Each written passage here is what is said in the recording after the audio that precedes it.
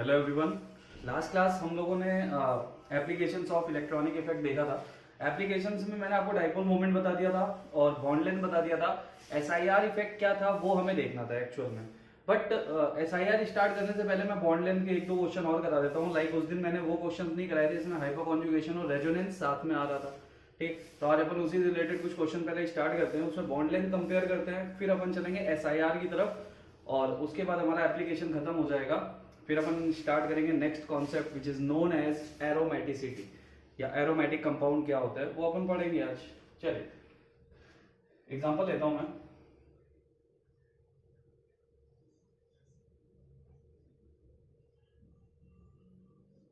पहला,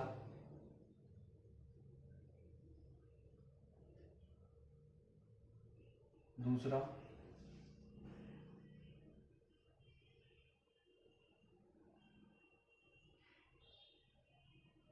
तीसरा,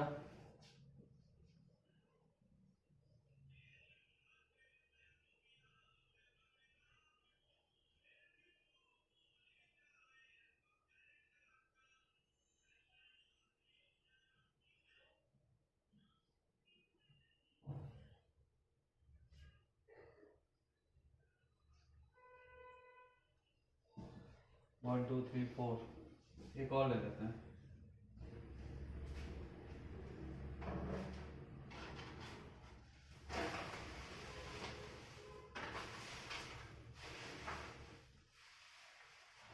total 5 structures हमने लिए हैं। ठीक है, ये 5 स्ट्रक्चर्स हमारे पास है और हमें इसमें देखना है ये क्या क्या हो रहा है। तो देखो, सबसे पहली चीज हम पहले देख लेते हैं रेजोनेंस किस में हो रहा है। इसमें रेजोनेंस हो रहा है, नहीं हो रहा। इसमें रेजोनेंस हो रहा है, हाँ हो रहा है, और 2RS मिल रहा है। ठीक, इसमें भी कंप्लीट रेजोनेंस है, 2RS मिल जाएंगे।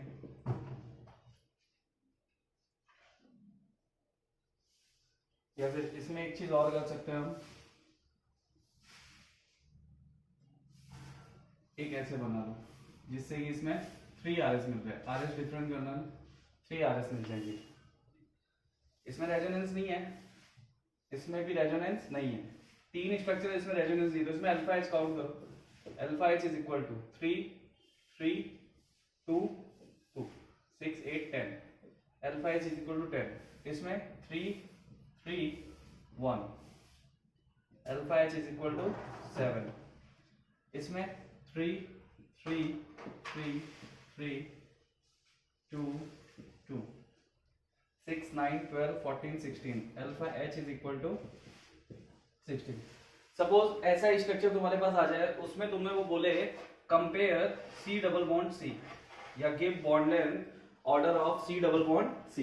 तो देखो, मैंने तुम्हें बताया था कि रेजोनेंस और हाइपर कॉन्जुगेशन दोनों में सिंगल बॉन्ड और डबल बॉन्ड के बॉन्ड लेंथ अफेक्टेड होती है। बट अगर बात हो रही है सिंगल बॉन्ड की, तो सिंगल बॉन्ड दोनों में डोमिनेंट कौन था? दोनों में डोमिनेंट था रेजोनेंस।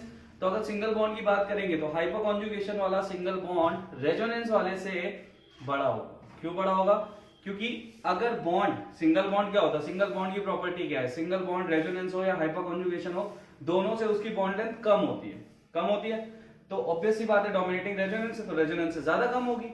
और बात करूं डबल बॉन्ड की, तो हाइपर कॉन्जुगेशन हो या रेजोनेंस हो, दोनों में double bond actual bond length से थोड़ा बड़ा हो जाता है, तो उसमें भी डोमिनेंट यही होगा। तो डबल बॉन्ड में ये ज्यादा बड़ा होगा रेजोनेंस वाला, और सिंगल बॉन्ड में ज्यादा छोटा होगा सिंगल बॉन्ड वाला। किससे? हाइपर कॉन्जुगेशन से। तो मैंने यहाँ पे सी डबल बॉन्ड सी का ऑर्डर लेना है। देखो, इसमें 3RS है, 3RS है। 3RS मतलब ज्यादा डबल बॉन्ड प्रॉपर्टी रहेगी, ज्यादा देर तक डबल बॉन्ड की प्रॉपर्टी रहेगी। तो यहाँ पे क्या होगा? सबसे ज्यादा स्टेबल, मैं इसको नंबर दे देता हूँ 1 2 3। तो जितना ज्यादा RS, जितने ज्यादा RS बनेंगे, डबल बॉन्ड उतने टाइम के लिए वहां पे रहेगा और उतना ज्यादा रोटेट होगा। तो सबसे ज्यादा सी डबल बॉन्ड सी सबसे ज्यादा बड़ी किसमें होगी? थर्ड में। थर्ड के बाद सेकंड में। ठीक है, अब हम बात कर लेते हैं। तो ये रेजोनेंस वाले हो गए, रेजोनेंस वाले की डबल बॉन्ड ज्यादा बड़ी होगी। अगर ये सिंगल बॉन्ड का ऑर्डर होता तो अपोजिट हो जाता, ये चीज ध्यान रखना। अब हाइपर कॉन्जुगेशन से बात करेंगे तो जितने ज्यादा अल्फा एच उतने ज्यादा बड़ी बॉन्ड लेंथ। अल्फा एच जितने ज्यादा होंगे, तो यहाँ पे 16 है, इसका मतलब उसके बाद आएगा 5, 5 के बाद आएगा 1, 1 के बाद आएगा 4। ये था एक क्वेश्चन। ठीक है,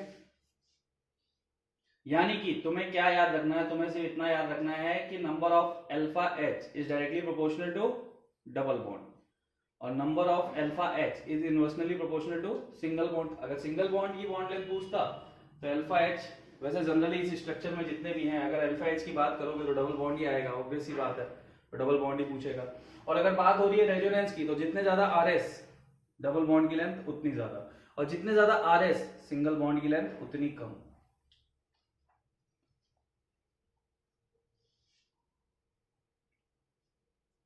तो ये था पहला एग्जांपल जो बॉन्ड लेंथ पे था, जिसमें रेजोनेंस और हाइपोकॉन्जुगेशन दोनों साथ में ऑपरेट हो रहे थे।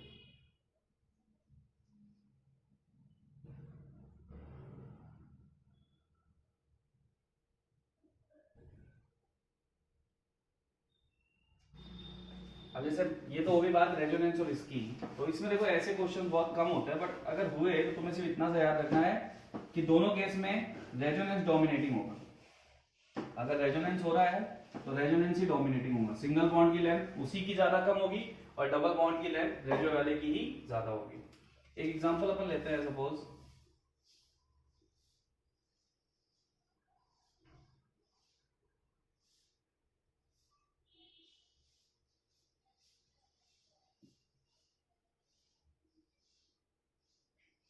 ये एग्जांपल मैंने लिया ए बी सी, ये मैंने ले लिया। अब तीनों में क्या है, तीनों का आपस में कोई रेजोनेंस नहीं है, इसका मतलब एक ही स्ट्रक्चर में तीन बॉन्ड लेंथ है, सी डबल बॉन्ड सी, हमें तीनों को कंपेयर करनी है। तो तीनों को कंपेयर करनी है तो अब रेजोनेंस नहीं है तो हम किस पे सम करेंगे, हाइपोकॉन्जुगेशन पे। ए ट्रिपल बॉन्ड है और ट्रिपल बॉन्ड हाइपोकॉन्जुगेशन का पार्ट नहीं होता, तो सबसे छोटा तो ए होने वाला है, ये तो फिक्स है। ए सबसे छोटा होगा क्योंकि वो actual C triple bond C है और actual C triple bond C double bond से छोटा ही होने वाला है। यहां काउंट करो तो इसके अराउंड एक अल्फा एच, दो, इसके अराउंड तीन अल्फा एच है इस वाले बॉन्ड के, और इस वाले के अराउंड देखो तीन, छह, सात, इसके अराउंड सात है। तो अल्फा एच किस में ज्यादा है, इसमें ज्यादा है, इसका मतलब सी तुम्हारा सबसे बड़ा होगा, बी उससे छोटा और ए सबसे छोटा, क्योंकि हमारे सी पे अल्फा एच सबसे ज्यादा है। अल्फा एच सबसे ज्यादा है, इसका मतलब सबसे ज्यादा डबल बॉन्ड कैरेक्टर वहीं पे आने वाला है, ज्यादा टाइम के लिए वो डबल बॉन्ड रहेगा।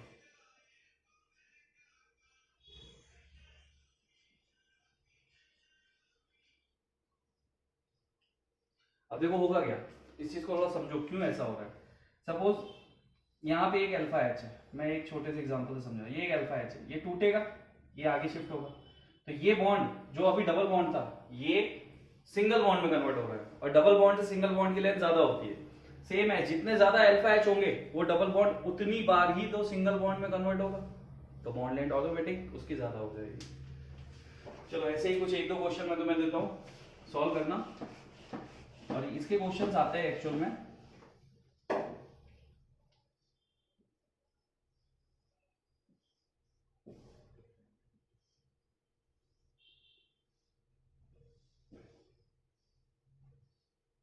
P Q R, इसको कंपेयर करना तुम। पहला एग्जांपल, ज्यादा नहीं करूंगा, एक ही दो करूंगा।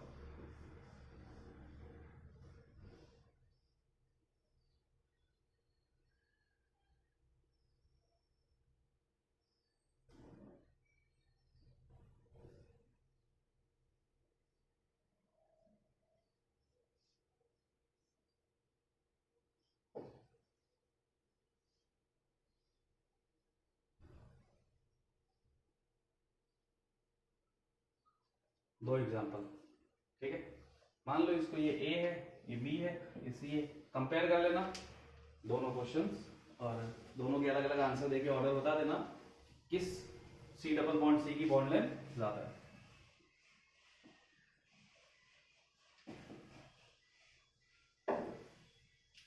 जैसे एक क्वेश्चन और ले लो,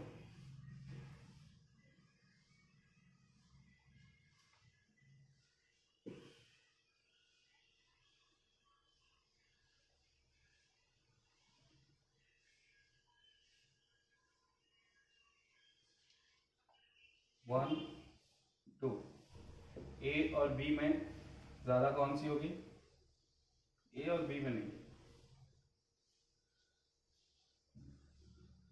चलो ये 1 2 स्ट्रक्चर 1 2 में से किसकी बॉन्ड लेंथ ज्यादा होगी, तो जिसके ज्यादा आरएस होंगे उसकी डबल बॉन्ड सी का ऑर्डर देना।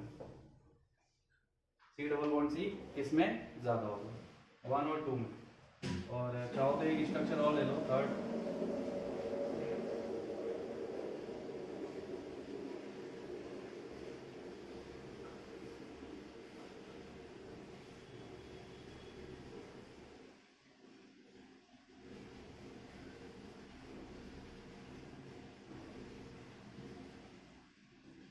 तीन स्ट्रक्चर्स हैं, थर्ड वाला 8 मेंबर्ड रिंग है जिसपे 4 डबल बॉन्ड है। तो तीनों स्ट्रक्चर को कंपेयर करना, 1 2 3 में से कौन सा सी डबल बॉन्ड सी ज्यादा बड़ी लेंथ कंटेन कर रहा है, ठीक है।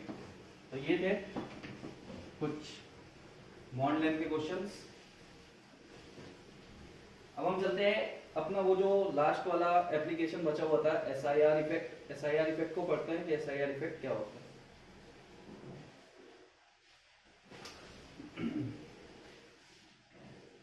SIR इफेक्ट, इसका फुल फॉर्म मैंने बताया था, स्टेरिक इनहिबिशन ऑफ यानी resonance. Steric inhibition of resonance, देखो क्या होता है, इसका मतलब ये होता है कि मान लो कहीं पे रेजोनेंस हो रहा, ठीक है, और कोई बड़े ग्रुप उसके आसपास आके उसे आउट ऑफ द प्लेन भेज दे। क्योंकि हमने एक चीज पढ़ी थी कि रेजोनेंस कब होता है, पैरेलल p ऑर्बिटल्स में, यानी सब सेम प्लेन में होंगे तभी वो पैरेलल होंगे एक दूसरे के, और पैरेलल होंगे तभी रेजोनेंस होगा। और एक भी अगर प्लेन से आउट ऑफ द प्लेन हो गया तो रेजोनेंस के चांसेस बिल्कुल कम हो जाते हैं। तो ऑब्वियस सी बात है कि रेजोनेंस भी वही हो सकता है जहां पे पैरेलल p ऑर्बिटल्स हो। और पैरेलल p ऑर्बिटल होने का मतलब क्या है, पैरेलल p ऑर्बिटल होने का मतलब है कि सारे के सारे सेम प्लेन में होने चाहिए। फॉर एग्जाम्पल, जैसे मैं एक एग्जाम्पल लूं, मैंने एक बेंजीन रिंग ले ली और इस पे लगा दिया नाइट्रोजन, और नाइट्रोजन पे लगा दिया CH3 और CH3।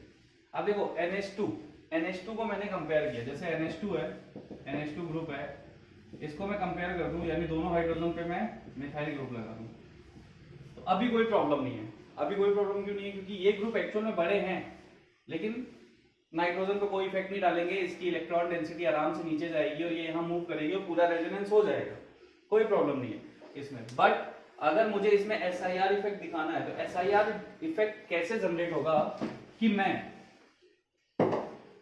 इसके ऑर्थो पोजीशन पे, यानी ये जो ग्रुप है ना, इसके ऑर्थो पोजीशन पे दो बड़े ग्रुप लेके आ जाऊं, CH3 और मैं यहां पे भी CH3 लगा दूं और यहां पे भी CH3 लगा दूं। अब क्या होगा, अब देखो कुछ ऐसा होगा कि ये जो दो बड़े ग्रुप आए हैं, अब ये जगह लेंगे स्पेस में, ठीक है। यानी कि अगर ये दो बड़े ग्रुप है तो ये क्या करेंगे, स्पेस में जगह लेंगे। CH3 बड़ा ग्रुप है, तो ये जो बड़े ग्रुप लगे हुए हैं ये क्या करेंगे, रिपेल होंगे और आउट ऑफ द प्लेन चले जाएंगे। यानी अभी ये पैरेलल थे तो ये क्या होगा, सीधा 90 पे आ जाएगा इसके रिपल्शन की वजह से। बड़े ग्रुप आ गए इसके ऑर्थो पोजीशन पे, तो बड़े ग्रुप आने की वजह से 90 पे चला जाएगा, और 90 पे जाने की वजह से जो रेजोनेंस हो रहा था वो रुक जाएगा, अब नहीं हो पाएगा, क्योंकि ये पैरेलल नहीं है, ये वर्टिकल चला गया। रिंग ऐसे है तो ये ऐसे चला गया स्ट्रेट, किसकी वजह से, इन ग्रुप्स की वजह से, ये बड़े ग्रुप्स की वजह से। इसे बोलते हैं SIR इफेक्ट, यानी कि किसी ग्रुप जो रेजोनेंस में पार्टिसिपेट कर रहा है उसके रेस्पेक्ट में ऑर्थो पोजीशन पे अगर बड़े ग्रुप्स आ जाए तो वो क्या होता है, वो आउट ऑफ द प्लेन चला जाता है जो रेजोनेंस में पार्टिसिपेट करने वाला होता है। और रेजोनेंस में पार्टिसिपेट करने वाला अगर आउट ऑफ द प्लेन चला गया तो रेजोनेंस होगा नहीं। इसी को हम बोलते हैं SIR, steric inhibition of resonance. तो कोई बड़ा कॉन्सेप्ट नहीं है, जब भी तुम्हें ऐसे कोई बड़े ग्रुप दिख जाए। और तुम्हें एक चीज और बता देता हूं कि अगर जैसे नोट लगा लो, OH आ गया, NH2 आ गया, ठीक है, O- आ गया, या C triple bond N cyanide आ गया। अगर ये ग्रुप ऑर्थो पोजीशन पे आ रहे हैं तो कोई SIR इफेक्ट नहीं जनरेट करेंगे। ये अगर ग्रुप आ रहे हैं तो कोई SIR इफेक्ट जनरेट नहीं करेंगे। SIR कौन कर सकता है, जैसे CH3 हो गया, कोई बड़ा एटम हो गया, ठीक है, वो सब कर सकते हैं, बट ये सब नहीं कर सकते। OH आ गया, ये सब आ गए तो नहीं होगा। जैसे मान लो, क्या बोलना चाह रहा हूं मैं, इतना नोट कर लिया होगा, मैं ये बोलना चाह रहा हूं, सपोज यहाँ पे इन चारों में से कोई भी ग्रुप आ जाता, मान लो OH आ जाता, इधर भी OH आ जाता। तो ये इतने बड़े ग्रुप नहीं है कि उसको आउट ऑफ द प्लेन भेज देंगे। तो ये चीज बस याद रखना कि 4 ग्रुप आ गए तो SIR नहीं होगा। उसके अलावा जनरली कोई भी ग्रुप आएगा तो रेजोनेंस रुक जाएगा, क्योंकि वो जो नाइट्रोजन का लोन पेयर है या वहां पे जो भी होगा वो आउट ऑफ द प्लेन चला जाएगा। ठीक है, ये चीज आपको ध्यान में रखनी है। ये 4 ग्रुप आएंगे तो ऐसा नहीं होगा, इसके अलावा कोई भी ग्रुप आएगा जनरली तो ऐसा होगा। इसी को हम बोलते हैं SIR इफेक्ट, यानी स्टेरिक इनहिबिशन ऑफ रेजोनेंस। तो ये छोटा सा कॉन्सेप्ट है, यहीं से क्लियर हो जाता है देख के ही। जैसे मैं इसका एक एग्जांपल और बता देता, एक बार इससे भी हम बॉन्ड लेंथ को कंपेयर कर सकते हैं। NO2 NO2 NO2 और मैं यहां पे ले लेता हूं आयोडीन, ले लेता हूं आयोडीन, एक बड़ा एटम है। अब देखो इस ग्रुप के रेस्पेक्ट में ऑर्थो पे कोई भी बड़ा ग्रुप नहीं लगा हुआ है, कोई भी नहीं लगा हुआ है। ठीक है, इस ग्रुप के रेस्पेक्ट में ये ऑर्थो पोजीशन और यहाँ पे I जो कि बड़ा एटम है और इस ग्रुप के रेस्पेक्ट में I लगा हुआ है, यानी कि इन दोनों का रेजोनेंस नहीं हो पाएगा। हालांकि अगर ये नहीं होता तो तीनों का अलग अलग रेजोनेंस होता, कोई प्रॉब्लम नहीं आती। बट इन दोनों के ऑर्थो पोजीशन पे एक बड़ा एटम है I। आप सब जानते हो कि आयोडीन का साइज क्या है, आयोडीन आपको पता है F ब्लॉक का बहुत बड़ा है। तो जैसे ही एटम आएगा इन दोनों को आउट ऑफ द प्लेन भेज देगा। तो आपको सिर्फ ये चेक करना है किसी ग्रुप के रेस्पेक्ट में ऑर्थो पोजीशन में कोई बड़ा ग्रुप है क्या, बड़ा एटम है क्या। अगर है तो वहां पे रेजोनेंस रुक जाएगा। अब इस केस में अगर मैं तुमसे बोलता कि मान लो ये CN A B और C, ये 3 बॉन्ड लेंथ अपन को कंपेयर करनी है, तो आपको पता होगा कि यहाँ पे तो सीधा सीधा रेजोनेंस होगा, इलेक्ट्रॉन डेंसिटी बाहर की तरफ जाएगी क्योंकि NO2 is a -M group, NO2 is a -M group, ये हम ऑलरेडी देख चुके हैं। तो बाहर की तरफ जाएगी, रेजोनेंस होगा। मतलब अगर मैं यहाँ पे C single bond N compare करवाता तुमसे, तो ये रेजोनेंस की वजह से पार्शियल डबल बॉन्ड कैरेक्टर रखता, यानी कि तुम्हारा A सबसे छोटा हो जाता, क्योंकि हम सिंगल बॉन्ड की बात कर रहे हैं, डबल बॉन्ड की नहीं कर रहे। और B और C के केस में क्या सेम चीजें हो रही है, B और C दोनों में, जेई में पूछा गया क्वेश्चन है, B और C दोनों में रेजोनेंस रुक रहा है, तो इसका मतलब ये प्योर सिंगल बॉन्ड है। तो हम यहाँ पे क्या बोलेंगे, B is equal to C, A सबसे छोटा और B is equal to C। तो SIR से आप लोग बॉन्ड लेंथ अगर कंपेयर करने का कोई क्वेश्चन आ गया तो आपको सिर्फ इतना देखना है कि उस ग्रुप के रेस्पेक्ट में ऑर्थो पोजीशन पे कोई बड़ा ग्रुप है क्या। जो 4 ग्रुप मैंने लिखवा है वो जनरली SIR नहीं दिखाते, तो उनको मत लेना। बाकी की कोई भी बड़ा ग्रुप लगा हो तो आप समझ जाना कि रेजोनेंस वहां पे रुक गया है, वहां पे group out of the plane चला गया है। देखो ये प्रैक्टिकल चीजें हैं, थोड़ा समझना पड़ता है, सोचना पड़ता है। मैं बोल रहा हूँ अब यहाँ से तुम ये डाउट लगाओ कि ऐसा कैसे हो रहा है, तो ऐसा कैसे का कोई लॉजिक नहीं होता। सिंपल सी बात है, बड़े ग्रुप यहाँ आएंगे, स्पेस में जगह लेंगे, इसको रिपेल करेंगे और ये क्या करेगा, ये थोड़ा सा अनस्टेबल होगा और उससे दूर होने के लिए ये वर्टिकल पोजीशन पे चला जाएगा जहां पे डिस्टेंस मैक्सिमम हो जाएगी और रिपल्शन मिनिमम हो जाएगा। तो बस आपको ये चीज दिमाग में रखनी है, ठीक है। ऑर्थो पोजीशन पे कोई भी ग्रुप आया तो रेजोनेंस रुक जाएगा। ये होता है SIR, steric inhibition of resonance. तो इससे भी बॉन्ड लेंथ कंपेयर कराया जाता है, ठीक है।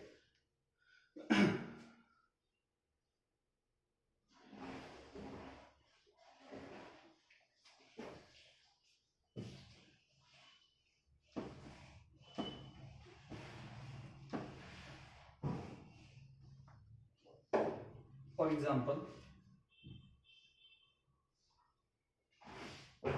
NO2 मैंने लिया,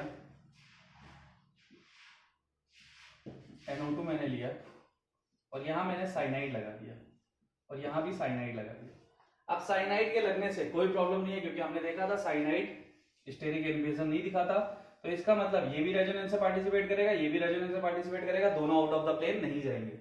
बट सपोज करो मैं यहाँ पे I लगा देता, तो इस I की वजह से ये तो आउट ऑफ द प्लेन चला जाता, लेकिन ये रेजोनेंस से पार्टिसिपेट करता, भले इसके ऑर्थो पोजीशन पे CN लगा हुआ, लेकिन CN के लगने से स्टेरिक SIR इफेक्ट जनरेट नहीं होता।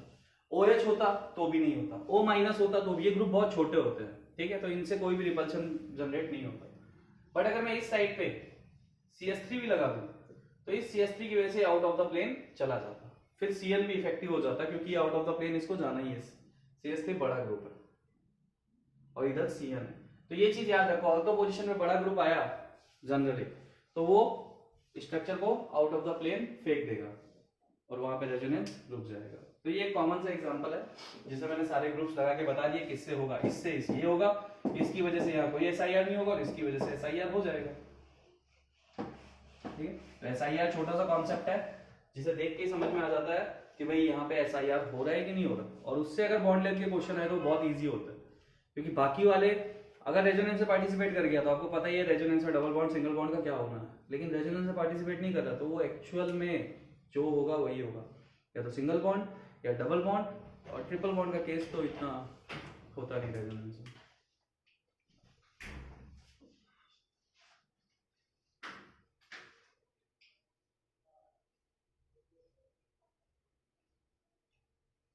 ठीक, नेक्स्ट कॉन्सेप्ट हम देखने जा रहे हैं एरोमेटिसिटी, यानी कोई भी स्ट्रक्चर एरोमेटिक है ये कैसे पता किया जाता है। तो ये इंपॉर्टेंट कॉन्सेप्ट है, इस पे ज्यादा अच्छे से फोकस करो।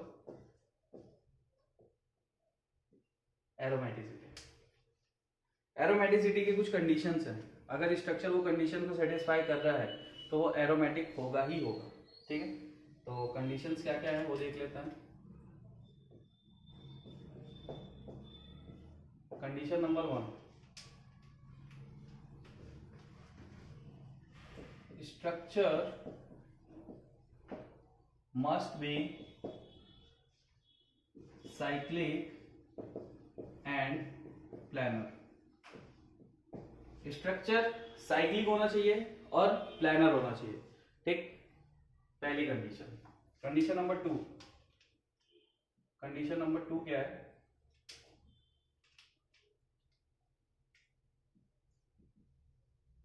all member of the structure must be sp2 or sp hybridized। यानी स्ट्रक्चर में जितने भी मेंबर आएंगे वो सब या तो sp2 हो या sp हाइब्रिडाइजेशन के हो तो ही वो कंपाउंड एरोमेटिक होगा। अगर उनमें से एक भी sp3 मेंबर्ड है तो एरोमेटिक कंपाउंड नहीं हो सकता, सारे मेंबर होने चाहिए। Condition number 2। कंडीशन नंबर 3,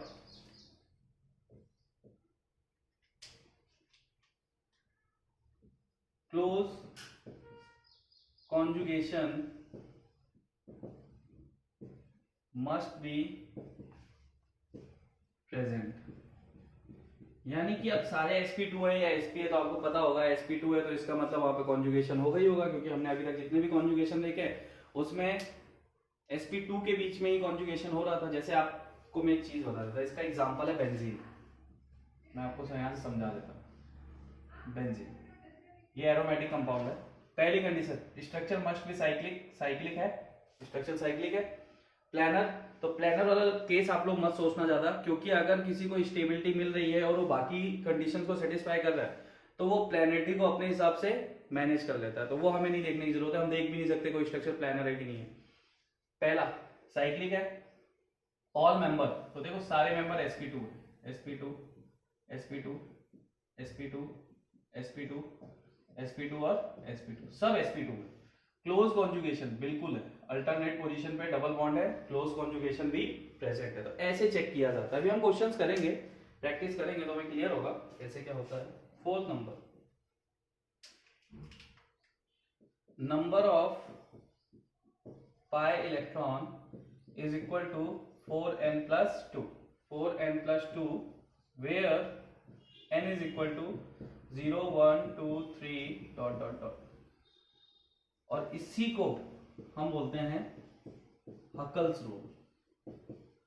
यानी एरोमेटिसिटी बताने के लिए हम हकल्स रूल का यूज करते हैं। जो पाई इलेक्ट्रॉन का नंबर है वो 4n+2 के इक्वल होना चाहिए और n की वैल्यू 0 1 2 3 कुछ भी हो सकती है। तो इसे अभी हम देखेंगे। जैसे बेंजीन हमने लिया है ना, बेंजीन में पाई इलेक्ट्रॉन कितने हैं? 6 पाई इलेक्ट्रॉन है, 3 डबल बॉन्ड है मतलब 6 पाई इलेक्ट्रॉन है। 4n+2, तो n की वैल्यू अगर इसमें से आ रही है, ठीक है, तो वो आपका एरोमेटिक होगा। यानी मैं इसको 6 कर लूं तो n की वैल्यू कितनी आ जाएगी? n की वैल्यू 1 आ जाएगी यहां से, और 1 हकल रूल को सेटिस्फाई करता है। n की वैल्यू 1 आ रही है, इसका मतलब ये स्ट्रक्चर हकल रूल को सेटिस्फाई करता है। ठीक है, ये थी 4th कंडीशन। तो ये 4 कंडीशन जनरली किसी में होगी तो वो आपका क्या होगा, एरोमेटिक होगा। जैसे अभी तो हमने यहाँ से n की वैल्यू निकाली, अब हम n की वैल्यू इस फॉर्मूले में पुट करके देखेंगे कि कौन कौन से कितने पाई इलेक्ट्रॉन हुए तो जनरली स्ट्रक्चर आपका एरोमेटिक हो सकता है। तो इसका बेस्ट एग्जांपल है बेंजीन। इसी से अपन शुरुआत करेंगे वापस से, लेकिन एक बार अपन हकल रूल को वापस से देख लेते हैं। हकल रूल क्या है, number of pi electron is equal to 4n+2। ये है where n is equal to 0 1 2 3 4 dot dot dot, ये होना चाहिए। तो हम काउंट करते हैं, अगर मैं 4 की n की वैल्यू 0 रखूं, 4 इंटू 0+2 कितना आ जाएगा, pi electron is equal to 2। यानी अगर 2 पाई इलेक्ट्रॉन है वैल्यू अगर तुम n की 0 रख रहे हो तो वो एरोमेटिक होगा। वो क्या होगा, एरोमेटिक होगा। सेकेंड में pi electron is equal to 4, n की वैल्यू हम 1 रखते हैं, n की वैल्यू इस बार हम क्या रखेंगे, 1 रखेंगे। 4 into 1+2 which is equal to 6 electron. अगर किसी के पास टोटल 6 पाई इलेक्ट्रॉन है तो वो भी एरोमेटिक होगा। पहले में 0 रखा तो 2, 1 रखा 6, अब पाई इलेक्ट्रॉन, अब 2 रख के देखते हैं, 4 इंटू 2+2 10 इलेक्ट्रॉन। तो हमें दिख रहा है 2 6 10, यानी 4 का गैप चल रहा है, 4 4। तो इसका मतलब 14 इलेक्ट्रॉन वाला भी होगा, 18 इलेक्ट्रॉन वाला भी होगा, 22 इलेक्ट्रॉन किसी के पास हुए तो ये सब एरोमेटिक होने वाले हैं। अगर इतने पाई इलेक्ट्रॉन किसी कंपाउंड के पास है, अगर 2 है, 2 पाई इलेक्ट्रॉन है तो भी एरोमेटिक होगा, 6 पाई इलेक्ट्रॉन है तो भी एरोमेटिक होगा, 14 पाई इलेक्ट्रॉन है तो भी, 10 पाई इलेक्ट्रॉन है तो भी, यानी 4 4 के डिफरेंस में 2 से स्टार्ट हो रहा है, 4 4 का डिफरेंस लेके चलो तो जितने भी कंपाउंड तुम्हारे इतने पाई इलेक्ट्रॉन कंटेन कर रहे हैं वो सारे के सारे तुम्हारे एरोमेटिक होंगे। ये है हकल रूल और कुछ भी नहीं है, इसमें सारी चीज मैंने बता दी। n की वैल्यू तुम तुम्हारे हिसाब से पुट कर सकते हो, 0 1 2 3, या फिर किसी स्ट्रक्चर में अगर तुम्हें मान लो क्या होगा, जैसे बेंजीन में 6 पाई इलेक्ट्रॉन है तो वहां से तुमसे वो n की वैल्यू पूछ सकता है, यही करेगा, इससे ज्यादा कुछ नहीं करेगा। हमें तो कंपाउंड को देख के बताना होता है कि वो एरोमेटिक है कि नहीं है। तो हम सारी कंडीशंस एक बार माइंड में सेट कर लो और हम चलते हैं क्वेश्चंस की तरफ।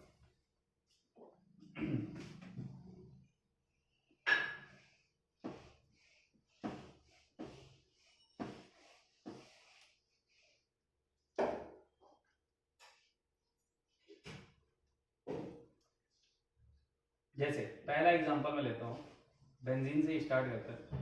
बेस्ट एग्जांपल है एरोमेटिक का, और आपको पता है साइक्लिक स्ट्रक्चर में सबसे ज्यादा बेंजीन ही रिक्वायर्ड होता है, ठीक, सबसे ज्यादा स्टडी इसी पे हुई है, इसके बाद सारे स्ट्रक्चर्स आए। सबसे पहली condition, structure must be cyclic. क्या ये साइक्लिक है? ठीक है, क्लोज कॉन्जुगेशन है, यानी कि कंप्लीट कॉन्जुगेशन है स्ट्रक्चर में, पूरा जितना स्ट्रक्चर दिया हुआ है वो कॉन्जुगेशन में है, सारी जगह कॉन्जुगेशन है। ऑल मेंबर sp2 है, ठीक है, और number of pi electron is equal to 6 electron, और 6 हमारे हकल रूल में आता है, 2 6 10 14 18 22, तो सारी कंडीशंस को सेटिस्फाई कर रहा है ये। तो इसका मतलब दिस स्ट्रक्चर इज एरोमेटिक।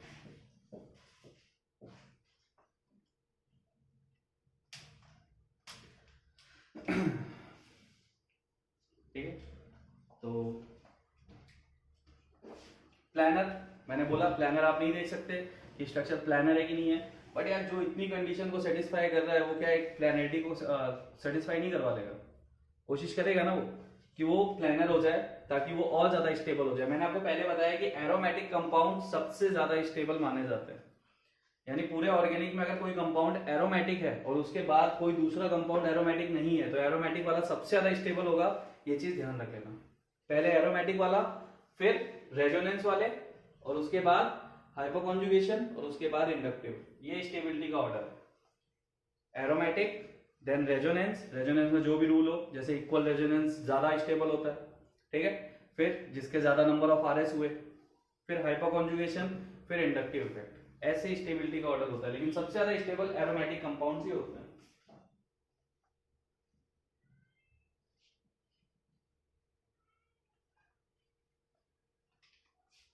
ठीक है, तो अब एक एक चीज है, एक डेफिनेशन और दी गई थी एरोमेटिसिटी के लिए, पहले क्या होता था, पहले किसी भी कंपाउंड पे हमें बहुत सारे प्रैक्टिकल करने पड़ते थे। हमें मतलब जिसने भी किया उनको बहुत सारे प्रैक्टिकल करने पड़ते थे और ये चेक करने के लिए कि वो कंपाउंड एरोमेटिक है कि नहीं है। बट आज की डेट में ऐसा नहीं होता। आज की डेट में हमारे पास एक इक्विपमेंट है जिसमें हम स्ट्रक्चर को लेके जाते हैं, स्ट्रक्चर को उससे पास करते हैं और हमें पता चल जाता है कि वो एरोमेटिक है कि नहीं है। तो वो क्या है वो हम देख लेते हैं। जैसे इसका नाम है NMR, डेफिनेशन ऑफ एरोमेटिसिटी। तो डेफिनेशन वगैरह कुछ नहीं है, ठीक है, एक कॉन्सेप्ट है, उसे समझ लो, बात खत्म। जैसे मैं बेंजीन की बात करूं, आपकी बुक में स्ट्रक्चर दिया भी होगा। जैसे मैं बेंजीन को ले लूं,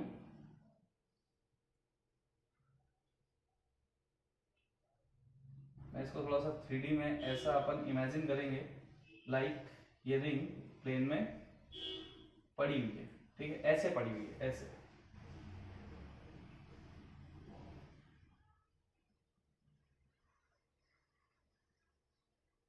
अब आप लोगों ने फैराडे लॉ ऑफ इलेक्ट्रिसिटी पढ़ा है कि नहीं पढ़ा?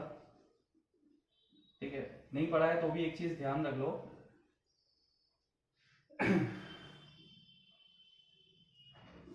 कि अगर आप एक्सटर्नल मैग्नेटिक फील्ड, मान लो यहाँ पे कोई एक्सटर्नल मैग्नेटिक फील्ड है, यहाँ पे कोई एक्सटर्नल मैग्नेटिक फील्ड है, और उस मैग्नेटिक फील्ड में अगर मैं स्ट्रक्चर को लेके जाऊं, मैग्नेटिक फील्ड में स्ट्रक्चर को लेके जाऊं,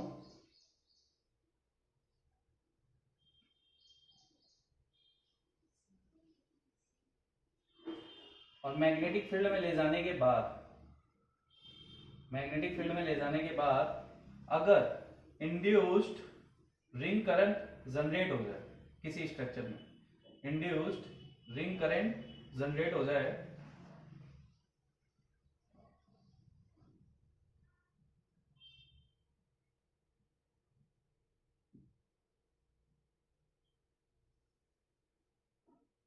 इसको मैं थोड़ा सा रफ कर देता हूं।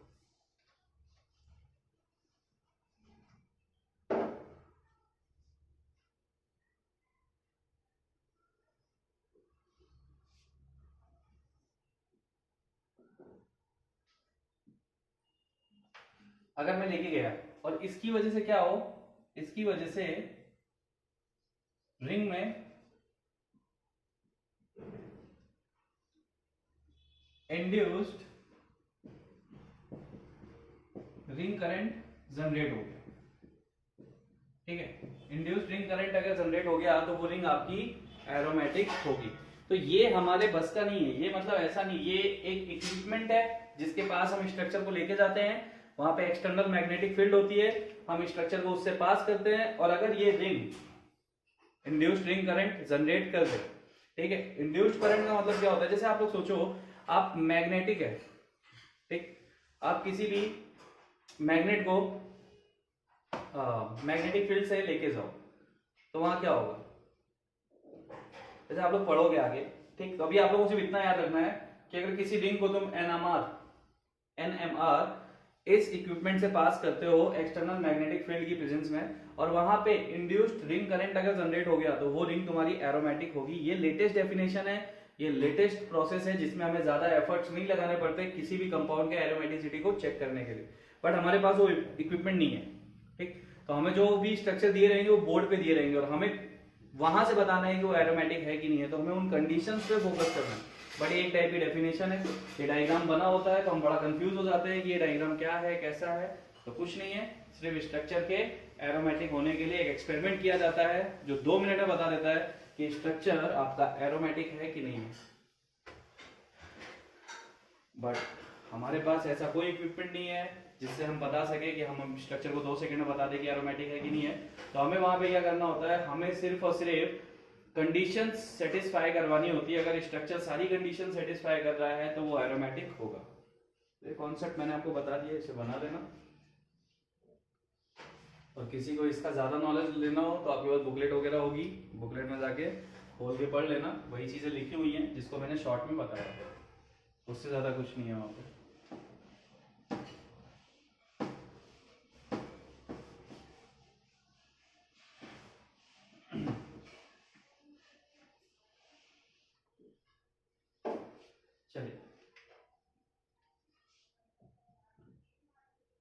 Aromatic compounds are of two types, यानी एरोमेटिक कंपाउंड की अगर हम बात करें तो ये दो टाइप के होते हैं।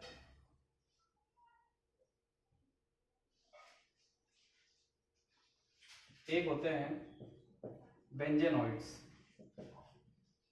और एक होते हैं नॉन बेंजेनॉइड्स। ठीक, दो टाइप के होते हैं, एक बेंजेनॉइड्स और एक नॉन बेंजेनॉइड्स।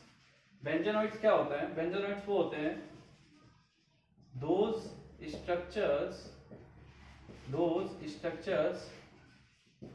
which contains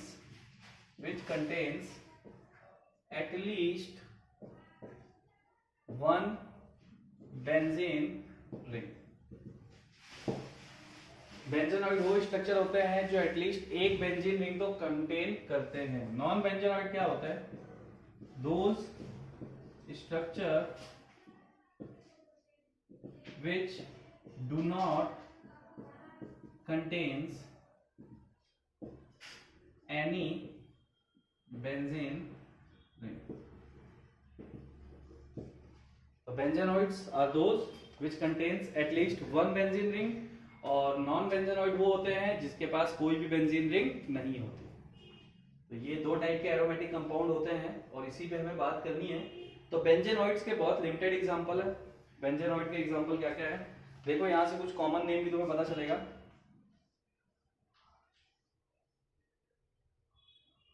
पहला तो बेंजीन खुद है, ठीक है, फर्स्ट। सेकेंड एग्जांपल होता है फिनोल्फथलीन।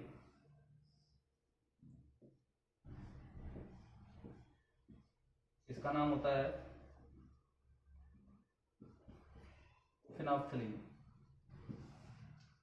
दो स्ट्रक्चर हो गए, तो ऊपर का मैं रफ कर देता बेंजेनॉइड, और ये डेफिनेशन तुमने लिख ली होगी। पहला बेंजीन, दूसरा फिनोल्फथलीन, जिसमें दो बेंजीन रिंग आपस में कनेक्टेड है। और जो आपके नॉन बेंजेनॉइड्स हैं ये तो बहुत हैं, तो इसको ही हम पढ़ने वाले हैं। बेंजेनॉइड तो लिमिटेड है, उसे मैं बता देता हूँ। बेंजीन, फिनोल्फथलीन, थर्ड है तीन बेंजीन रिंग अगर मैं कनेक्ट कर दूं आपस में तो इसका नाम होता है एंथ्रासीन। ये है एंथ्रासीन।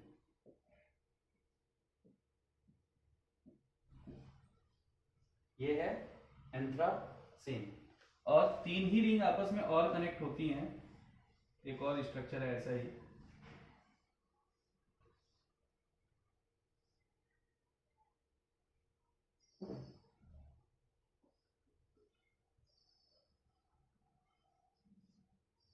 ये होता है तुम्हारा phenanthrene,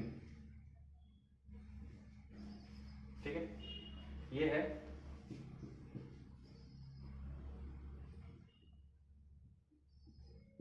phenanthrene. Benzene, phenolphthalein, anthracene और फिनेंथ्रीन, ये तीन स्ट्रक्चर। नाम इनके याद नहीं रहे तो भी कुछ फर्क नहीं पड़ता है, ऐसा कुछ नहीं है। एक रिंग बेंजीन है, दो रिंग अगर बेंजीन की दो रिंग है तो फिनोल्फथलीन है, बेंजीन की तीन रिंग डायरेक्टली कनेक्ट है तो एंथ्रासीन है, और बेंजीन की तीन रिंग अगर उस टाइप से कनेक्ट है तो फिनेंथ्रीन है। और सब में देखो क्लोज कॉन्जुगेशन, कोई भी ऐसा स्ट्रक्चर नहीं है जिसमें क्लोज कॉन्जुगेशन ना हो। अल्टरनेट पोजीशन पे चेक कर लो, सारे स्ट्रक्चर्स में अल्टरनेट पोजीशन पे पाई इलेक्ट्रॉन आ रहा है। अगर मैं काउंट करने जाऊं तो इसमें टोटल पाई इलेक्ट्रॉन कितने हैं? 2, 4, 6, 8, 10, 12, 14 पाई इलेक्ट्रॉन। जाके चेक कर लो, हकल रूल में 14 पाई इलेक्ट्रॉन है। 1, 2, 3, 4, 5, 6, 7, इसमें भी 7 पाई बॉन्ड है, मतलब 14 पाई इलेक्ट्रॉन हो जाएंगे। हकल रूल से जाके चेक कर लेना।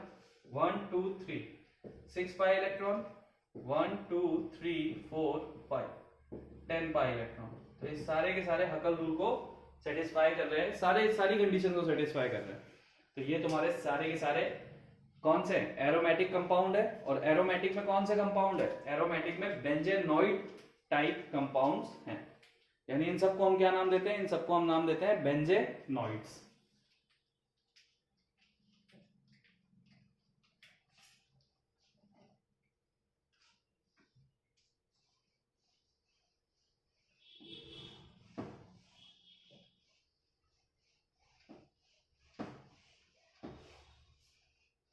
इनको बना लो, कुछ कॉमन नेम्स हैं, इनको याद कर लेना।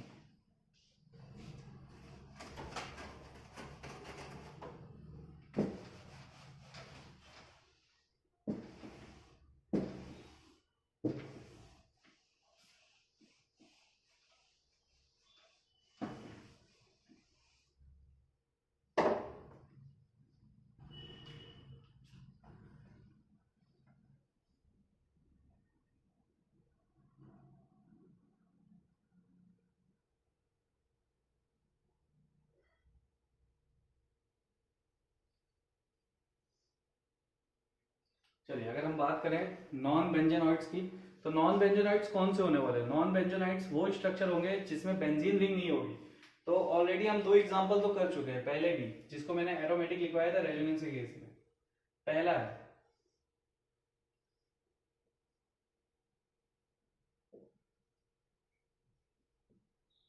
प्रोपाइल,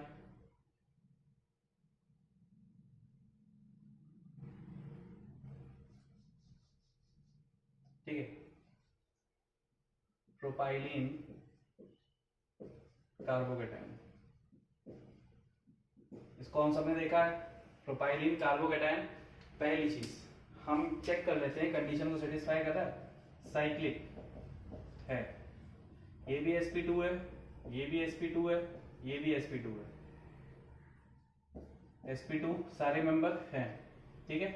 थर्ड कंडीशन क्या है? प्लानर हमें चेक नहीं करना होता, साइक्लिक चेक कर लिया, sp2 क्लोज कॉन्जुगेशन है, बिल्कुल है, पॉजिटिव यानी पूरा क्लोज कॉन्जुगेशन है, cc भी है क्लोज कॉन्जुगेशन, और पाई इलेक्ट्रॉन का नंबर इज इक्वल टू 2, ये भी हकल रूल को सेटिस्फाई कर रहा है, that's why this compound is aromatic.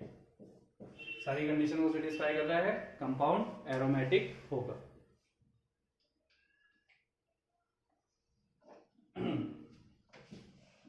ये तो मैंने ऑलरेडी तुम्हें बता रखा था कि एरोमेटिक कंपाउंड है, क्योंकि इसमें चार्ज कंप्लीटली डिस्ट्रीब्यूट हो जाता है। दूसरा कंपाउंड उठाते हैं, सेकंड,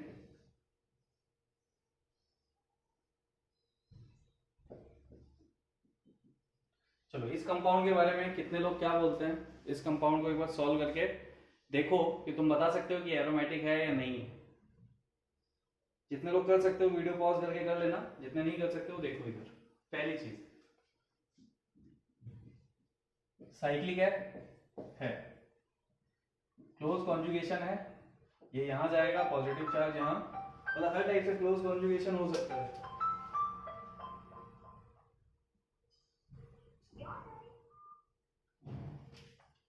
हर साइड से क्लोज कॉन्जुगेशन हो सकता है, ठीक है। फिर थर्ड कंडीशन क्या होगी?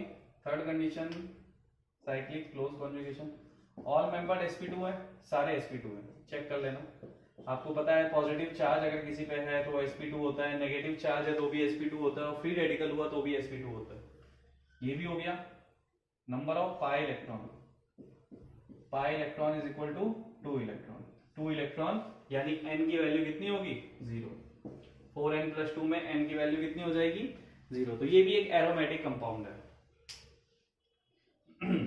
अब इसका जब रेजोनेंस कर लोगे तो इसका रेजोनेंस करने के बाद जो इसका हाइब्रिड बनेगा वो हाइब्रिड कुछ ऐसा होगा कि हर जगह पे डबल बॉन्ड आ जाएगा और स्ट्रक्चर में 2 पॉजिटिव चार्ज दिखाई देंगे। चलिए ऐसे ही कुछ एग्जांपल्स हैं जिसमें मैं सिर्फ कुछ चीजें चेंज करूंगा और तुमसे कंडीशंस पूछता जाऊंगा। तो थर्ड एग्जांपल तुम्हें सॉल्व करना है, सेम है, डाई एनायन। वो डाई कैटायन का केस था, ये डाई एनायन है। अब इसमें बताओ, इसमें सारी कंडीशंस चेक करो, हकल रूल चेक करो, सब कुछ चेक करो और बताओ ये एरोमेटिक होगा कि नहीं होगा।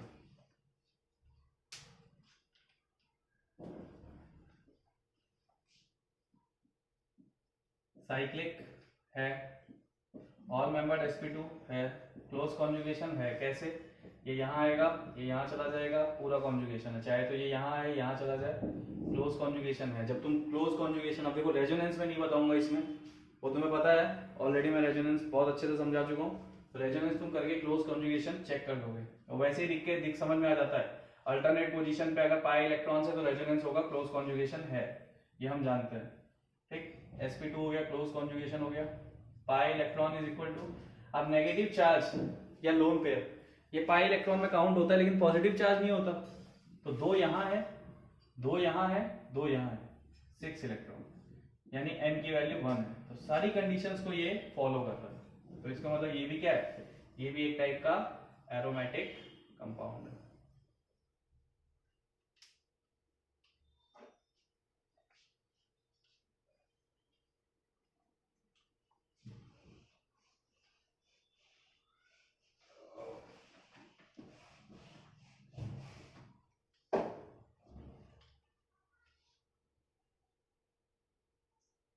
जो भी नंबर रहा हो,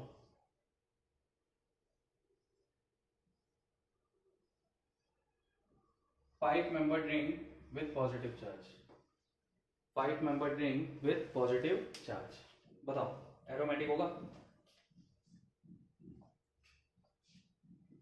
साइक्लिक है, क्लोज कॉन्जुगेशन है, ऑल मेंबर sp2 है, pi electron is equal to positive charge को तो हम किसी पाई इलेक्ट्रॉन में काउंट करते हैं नहीं, तो 2 और 2 4, हकल रूल को सेटिस्फाई नहीं करता। हकल रूल में 6 इलेक्ट्रॉन हो सकते हैं, 2 हो सकते हैं, लेकिन 4 इलेक्ट्रॉन हकल रूल में नहीं है, दैट्स व्हाई ये नॉन एरोमेटिक है। अब नॉन एरोमेटिक क्या होता है ये हम आगे पढ़ेंगे, फिलहाल के लिए एरोमेटिक तो नहीं है, नॉन एरोमेटिक है। ठीक है, अब अगर मैं 6th एग्जांपल में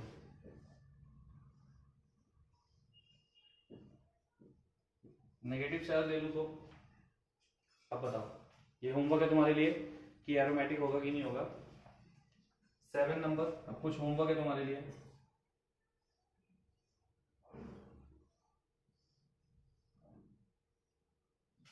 दो, 3, 4, 5, 6, 7, 8,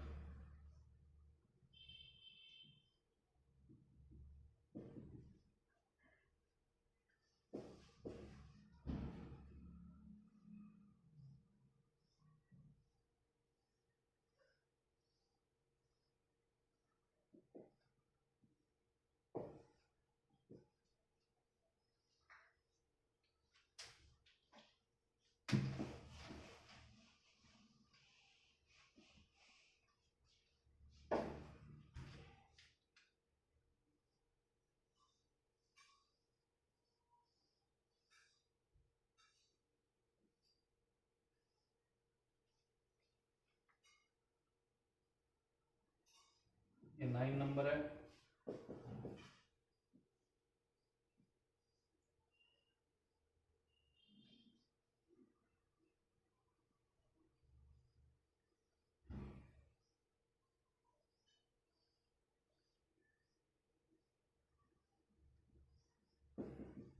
नंबर है। ये कुछ स्ट्रक्चर्स हैं जो तुम्हारे लिए होमवर्क है, जिसे तुम्हें बताना है कि वो एरोमेटिक है कि नहीं है। ठीक है, अगर तुम इस स्ट्रक्चर की प्रॉपर्टीज बता गए, सारी चीजें कंपेयर करके तुमने बता दिया कि एरोमेटिक है या नहीं है, तो समझ जाना कि तुम्हें एरोमेटिसिटी के बारे में समझ में आ गया। बट अभी बहुत सारे स्पेशल टाइप के एग्जाम्पल हैं, तो आज कुछ डायरेक्टली सॉल्व होने वाले क्वेश्चंस, नेक्स्ट क्लास में कुछ स्पेशल टाइप के एग्जाम्पल्स हम पढ़ेंगे। बट फिलहाल तुम्हें यहीं से सॉल्व करके देना होगा कि ये सारे के सारे जो गिवन स्ट्रक्चर्स हैं ये तुम्हारे एरोमेटिक हैं या नहीं है। क्या क्या कंडीशंस चेक करनी है तो मैं बता देता। पहली कंडीशन तुम चेक करोगे कि वो साइक्लिक है क्या। सेकेंड कंडीशन चेक करोगे क्लोज कॉन्जुगेशन है क्या। थर्ड, सारे मेंबर sp2 है क्या। Fourth, number of pi electron. तो पाई इलेक्ट्रॉन कौन कितने हो सकते हैं, 2, 6, 10, 14, 18, 22, यानी 4 के डिफरेंस में 2 से स्टार्ट हो जाएगा। 4 के डिफरेंस में जितने भी इलेक्ट्रॉन्स आएंगे वो सारे के सारे इस कंडीशन को सेटिस्फाई करेंगे। और 4 के डिफरेंस में अगर इलेक्ट्रॉन्स नहीं आ रहे हैं, इनके इन नंबर्स को छोड़ के कोई दूसरा आ रहा है, तो फिर समझ जाना कि वो एरोमेटिक तो नहीं है। ठीक, तो तुम्हें सिर्फ एरोमेटिक है कि नहीं है टिक करना है। जैसे ये एरोमेटिक हुआ तो ठीक है, नहीं हुआ तो क्रॉस। उसके अलावा तुम्हें एरोमेटिक नॉन एरोमेटिक ये सब कुछ नहीं लिखना। वो जब हम आगे नॉन एरोमेटिक एंटी एरोमेटिक वगैरह सारी चीजें पढ़ेंगे तो हमें खुद ही समझ में आ जाएगा कि वो है नहीं है या वो क्या था क्या नहीं था। ठीक, फिलहाल तुम्हें इतना सही करें।